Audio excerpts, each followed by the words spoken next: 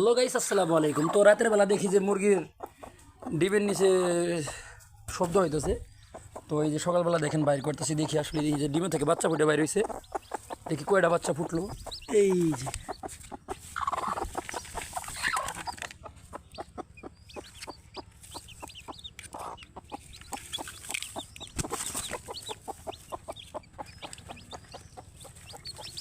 এই যে দেখছেন একটা বাচ্চা আবার মাইরা লাইছে, মুরগি পাড়ায় এই যে একটা বাচ্চা মাইরা লাইছে।